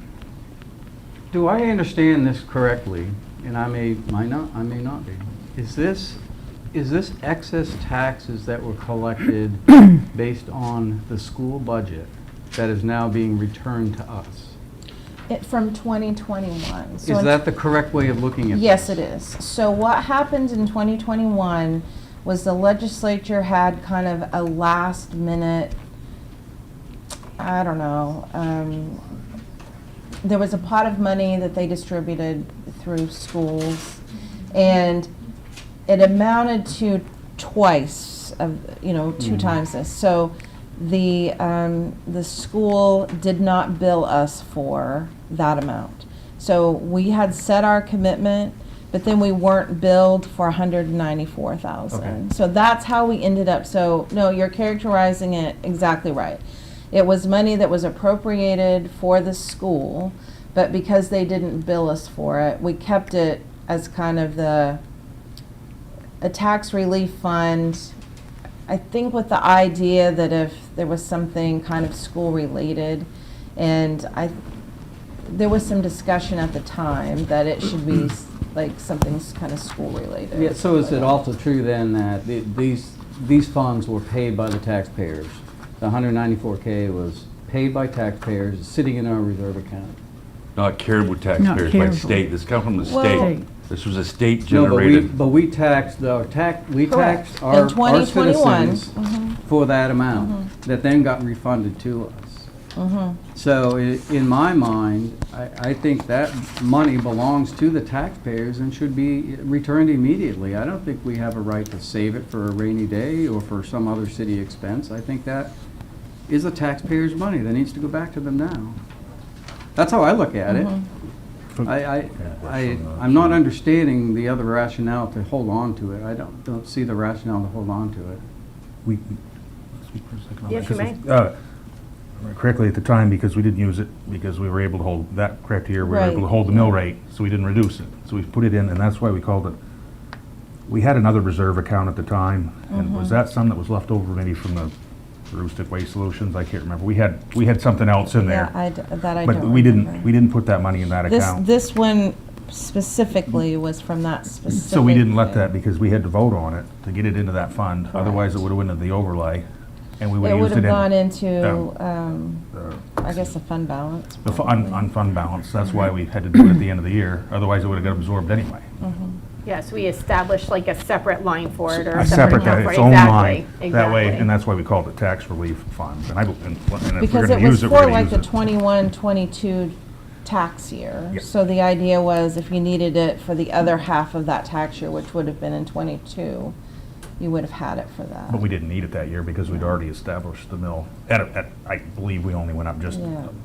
I It was couldn't- minimal. I- It was I less, don't half a want to mil. tell you because you can look it up and get the right answer. I'm just, I don't wanna give I'm you a wrong summarizing, but answer. that's the basically. But I want to understand your recommendation, Penny, on this. You're recommending Yeah. against this. Are there other reasons besides we want to hold on to it in case we need it? Where For the prices school for really go crazy 2025. next year, and we Well- want to use it more effectively in a following year to offset a higher, more dramatic increase. That's your rationale? Yes, because we have some one-time, we have kind of two pots of one-time money that we're using this year to offset the tax rate. But, sitting here today, we don't know if they're, Yeah, that's a tough one. I mean, we budget year by year, so my instinct is to return this money to the taxpayers immediately, and we start a new budget process next year, and we figure it out. But, I mean, as I had said to the council, like, the amount that, so Article 14 in the school budget is what the school is raising over and above what the state says that you need to raise in order to qualify for state aid to education. And that is going up so much every year. At the rate it's going, it's gonna be, it was $2.5 million this year that they were. And I mean, the council is free to take my recommendation or not. I mean, but I feel like I get called on the carpet a lot for bringing you information without a recommendation. So I made a recommendation, and that was my recommendation. That's all. Well, absolutely. And then the question, the other fund would have been the tax relief funds. No, we had 2024 taxpayer relief fund. Right, and from 2023, those were excess revenues. That's what we carried Yeah. over. So like lapsed appropriations from 2023, you'll use those in 2025. Yep. But there were a significant amount of excess revenue in 2023. So the council put those in a reserve account to use for 2024 because there were so many. And there may be this year. Today, actually, I got an email that said that the revenue sharing projections, they have some new forecasts. And I went and looked at it to see like how much it would be a month and if we were on track. But I noticed that the July hasn't come yet, or it wasn't in trio anyway today, to see if we're kind of on track with that or not. But So my question on that would be, we're not using any of that line item 456, 2024 taxpayer relief fund, as you're saying, we're going to use that the following year? Is that I'm correct? saying the council can vote on it. I'm saying I That's- gave a that's $608,000 there. recommendation, but the council can do what they want, and that's why I provided it both ways. But Like, we can't do anything with that money that No, I'm just talking, I'm Counselor just, Smith is talking Oh, about. no, the because 4, that 5, has to 6. Be saved for 2025. yeah, okay, that's what I wanted to clarify. That's, so we got that 600. 2025. What? No, you're using, Oh, there's 45602 is the one I'm looking at, 2024 taxpayer relief fund, 608,000. We'd have to what use page it. are you on? 14. We are using that towards commitment. We are, okay. Okay, that was just my question. So we're using that towards the And commitment. that's the excess revenue? That's what you guys voted to. What page is that? Oh. That's 14, there's two 456s. Remember, we separated them instead of put it all into one. Page 14, right? Oh, No, because no. no, that's the one, yes, we moved over, correct? We're not allowed to Yes. do that. It was explained to us that it was excess revenue that we were voting on, not lapsed appropriation, which we have to wait a year. If you wouldn't have moved it to 2024, it would have been lapsed appropriations for 2025. Yeah. You moved If over we did not vote 6,000. on it, You yeah, use it. it automatically. I goes over. understand what you're saying now. I know, it's a different answer than we got before, or at least that's my recollection. I'm just, No, I don't think so, because that's what we voted on. I have trouble understanding this. I'm still in agreement to use the one. I guess my question right now is council willing to use that 194? I just have Well, make a motion. concerns that if we use it, that Right. if the RSU ends up kind of following the trend that they are going at right now, and we've depleted a lot of the other accounts we could Right. pull money from to lower it this year, we're not gonna have anything to work with next year. I agree. I'll make a motion. And that's a big concern. I'll just make a motion. We'll Can finish this I up. wait, can I weigh in real Oh, quick? yes. Absolutely. Thank you. I just want to make mention too, and I can never remember what the freeze was for the senior citizens for last year. And I know this has nothing to do with the RSU, but there were a lot of senior citizens that are being really hurting this year over all these, the tax increases that they were not anticipating.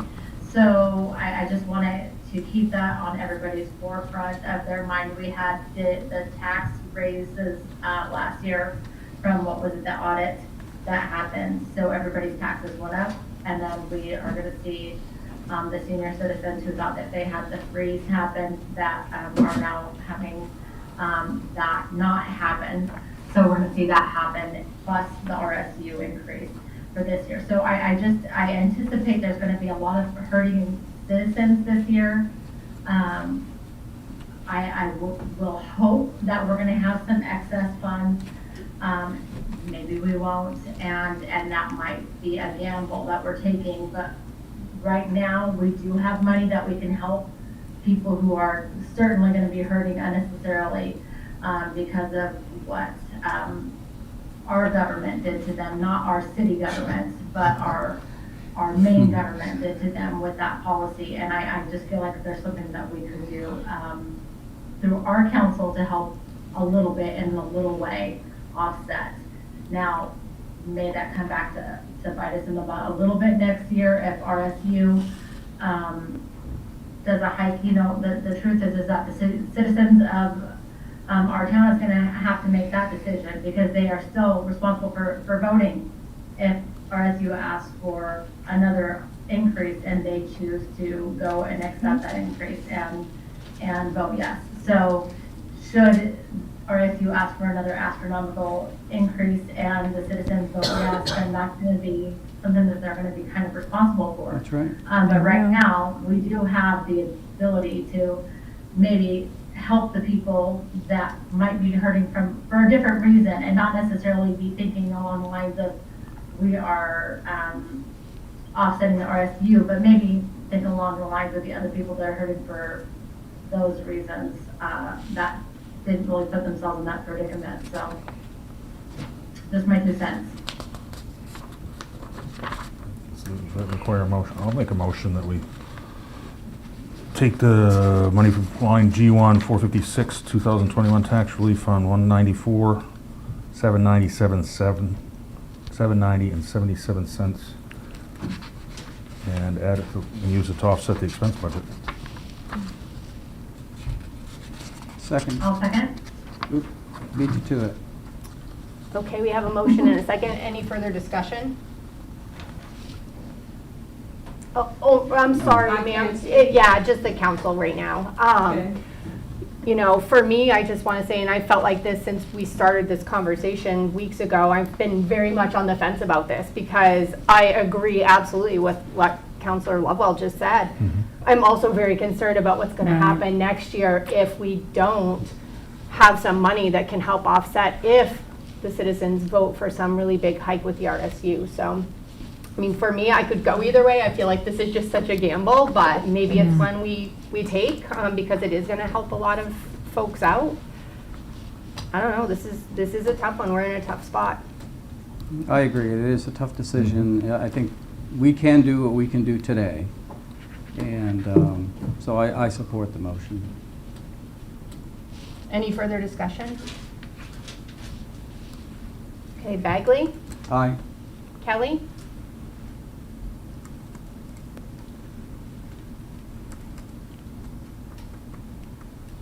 I don't know.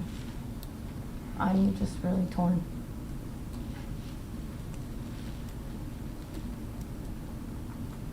So if I understand this correctly, if we give it back, there's nothing there as a safety net next year. We're giving it all Right. back, That's all right. of it. That's right. How will that hurt the departments if we give it all back? How's it gonna hurt the department heads? Well, for this year it won't, but I mean, I'm you're asking for next exactly year. right. That's what I'm asking. No, I'm you're just, right. I'm just Yeah. trying to understand. I'm not trying to stall anything. No, I'm that's just okay. asking. No, that's okay. How's this gonna hurt the department heads next year? The fire department, the police station, the highway department? That's right. How's it going to hurt them? I think it I mean, will. I'm torn right down the middle. I think it will. I mean, will there next year when we're going through the budget process and everything is costing more again next year because that's where we're going to be? I mean, this year we were able to look at the first 6 months and make adjustments that is not going to cut services. But next year, may we get to a place where we say, okay, well, we're gonna have to start cutting services or programs if we're going to try to keep the tax rate at a modest increase. I mean, but we don't have a crystal ball. I mean, I wish we did, and believe me, I wish we did. And that's why, you know, in the packet that I gave you about like the reconciliation, I did it both ways, because I figured there's going to be a lot of thought that the council would have to really think about, you know, using. Can we ask the department heads how they feel? Or we can't at this point? I mean, not really. I mean, it's your choice what you're gonna do, but I just really I would like to hear from the department heads how they feel. I mean, I know it's ultimately our decision, but I'd really like to hear from them how they feel. I mean, because it could benefit them this year, but hurt them next. Well, we've got the police department, the fire department. know, we've that's got what I'm them saying. I know. increasing, and we need, you know, that's my problem, is that it can go up a whole lot more. No, she's just explaining. She's not Yeah. whispering. She's just explaining it to me. No. The department heads come up with, we're under discussion or are we voting? Well, we are voting, but I'm just Counselor trying to- Okay, Kelly I'll has leave needed that. some I made my clarifying discussion. I questions don't answered. want Sorry to about that. interrupt. So it's up to, she has the floor as far as I'm concerned, so I made my points. I'm really torn.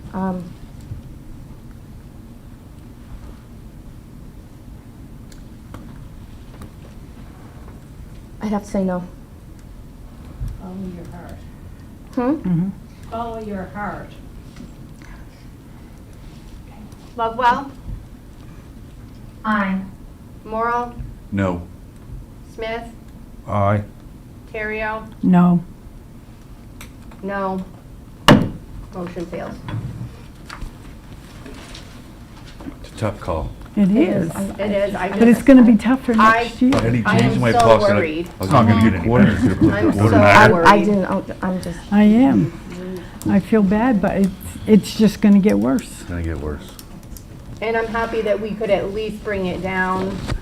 Right. It's not exactly what it was last year, that's for certain, but at least we were able to bring it down with the budget cuts that we were able to look at. And now we still have a little bit of something that we've been able to hold back, so. So what's our next course of action? well, you can approve the resolution number 2, 2024 series that has Where's that one? the, Some stuff here. The tax rate at 22.35? no, Oh, 21 No, point. 21.4. 21.4. And then and it gives your date of commitment to be July 29th. The property taxes will be due and payable August 12th.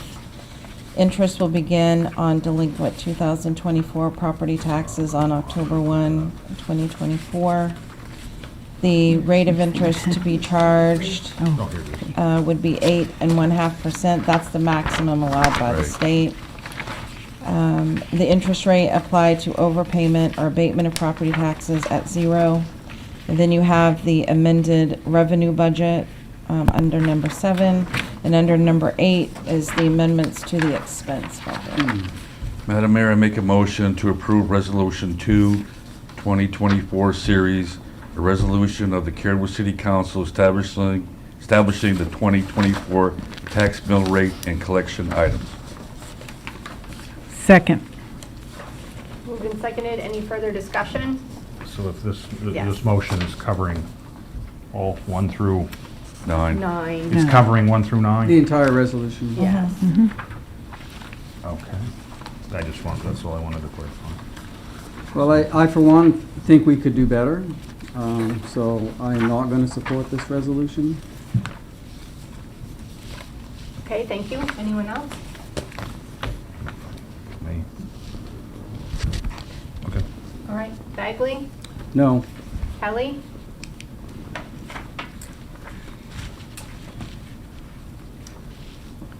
Aye. Lovewell, Aye. Morrow, Aye. Smith, No. Terrio. Aye. Aye, motion carries. So Counselor Bagley, like, what were you looking for, like, saying that we should do better? Like, what are you looking for in that? Well, the vote's been taken. I don't really have No, anything but I more to mean, say we about still, it. we still have next year to get through, Well, you that's know? true. That's what I'm So- saying, and so if I have a Okay. clearer picture of the That's fair. expectations, you know? So we're very early in the process. There were a number of proposed reductions that were provided, and you went to the department heads, you had that conversation, and what we got back left off a lot of the original proposals, and without any feedback or justification at all. And so that's what I'm pointing to when I say, well, you know, I don't know what happened here. We laid these recommendations, I laid some recommendations out. They were supported by other counselors, and they didn't make it into the final proposal. And I know there's a reason, but we never were told, you I know, guess I what the thought in the reason. emails, like, when we're talking about, like, salaries of departments that have, like, seasonal, Yeah, I you got know, that, things, right. yeah. Right. And we have, so- like, there were some, like, about sewers, but like, our water and sewer are going up, and they're going up, like, I think it's this month. Yeah. You know, so it's not Exponentially. something that, you know, we would feel comfortable not really No, it's knowing no- where that's gonna land. It's no criticism of you or the council. The council's made their choice, and I had the opportunity to submit my input, and I'm perfectly happy with the council's decision. This is how we do business. So that's what I mean by we could do better on the money part of it. I think we could have found significantly more reductions to help us out. I can just, one quick thing in there. Yeah, my sole Absolutely. reason is because we didn't use the 194. I had looked at, there was some pretty good sized numbers there left over in the wages that weren't used. I considered putting that in there, but it's probably not the right thing to do. So we could have not funded the detective position for half a year because it's not been full. There's excess labor money in those accounts. I'm willing to leave that there, so that's my reason, and that's the only reason, I guess. So- Yeah, we could have swept more, but I totally understand the rationale for not doing that as well. And so, you know, I'm fine. The council's spoken, and I'm perfectly All happy is with the done. decision. Nobody know we got in trouble because we were a month late, huh? We're always I did not go to jail, no. We are. We're always. But I would like to say tax assessing had their values done. So I would just Well, like that's to go on the good. record and say had their work done. And so this being the end of the road for our budget this year, right? You mean we'll For have a like commitment. maybe 6 weeks and then we'll get started on We got, next yeah, kind of year's basically. budget? Yeah. But I wanted to say to you and to the rest of the council and to the public that the budget process this year was so much better than it was the last year that, you know, and I've only been here 2 years. So we're making very good progress, and, thank you for you and your staff for, getting that budget kind of fine-tuned, and I think it went a lot better this year. I'm glad to hear that. And it represents, nobody lost their job, and no services were cut to any amount that I'm aware of. There might have been a little tweak here and there, something. You can't provide services when the people aren't there. Everyone correct. tries to pitch in the best they can, but, when we have open positions, we can't always do everything all at once, but we try. Okay. Item number 11 is reports and discussion by mayor and council members. I will start down at the end of this end of the table. The only really thing I have to report is that on the AWS side, the Acoustic Waste Solutions, they're starting up a new program for lithium batteries. Actually, they're doing a pilot program right now in Fort Fairfield, starting there at the fire station. And probably you're going to be hearing about it soon, but it's to keep lithium batteries out of the landfills because they start fires, and I'm sure you've seen here. So and even that's kind of risky, but they're starting a pilot program for that. A big concern, of course, right now is what the evolving discussion about PFAS, and also about, and it's quite interesting, is that Juniper Ridge, the big landfill down in Old Town, the big mountain there, okay? And what could happen with that if they don't get their permit continued, because there's a lot of talk right now in the state legislature about not continuing their usage of that, which could actually result in a significant increase in revenue for us up here. So it's quite interesting, actually. So that's all I got right now. Thank you. Councillor Kelly? I don't have anything. Deputy Mayor? Nope, I'm done. Councillor Smith? I think, I covered everything during the meeting, so I don't have anything. The investment. Councillor Lovewell? I don't have anything, thank you. Councillor Bagley? Nothing for me, thank you. Okay. Our next regular meeting will be August 26, 2024. We do have an executive session on our agenda for this evening. This is for union negotiations. Madam Mayor, I make a motion, we go in executive session for union negotiations pursuant to 1 MRSA Chapter 405.6.d of the Police Department Union. Did I do that right? It was very good, very good. You sure? Second. Moved and second in discussion. I do have a question. So the purpose of the meeting, it says new union negotiations. I'm not clear on what that means. So can you describe, are we negotiating with the union tonight? So We, the council? Well, the union wants to make a presentation about a potential wage increase for Okay. the police department. And it will be representatives of their union coming to speak to the council. So it's a one-way presentation? Well, no, it would never be one way. The council, of course, is here to, ask questions and to hear, the reasons why they, to be able to staff the positions and get the department back up to the number of officers that it needs, that may be the next step. If the council feels that they're on board with that, then they could negotiate with them as to what that increase should be and when it should start and, who it should affect. Yeah. So if we're not doing negotiations or there's no negotiating position to protect, why are we doing this in an executive session? What is it that we're going to be discussing that can't be discussed publicly? I think that for the sake of not creating any more drama that's related to this whole issue, we did the same thing with the highway department, with others, so as not to force a hand. I don't see any issues in having an executive session. We're not trying to hide anything. Whatever decisions are made after, because if we come out of executive session, decide to take a vote, okay, that vote will represent what we decided in executive session. But I think this gives us the ability to talk openly. So Which mean, if is you what have a I would problem- like, is to see Yeah, that we that's have good fair. communication with our That's departments and I guess my unions. argument is that doesn't need to be in an executive session. That's So what my you're- It does so- if we're talking about financial things and.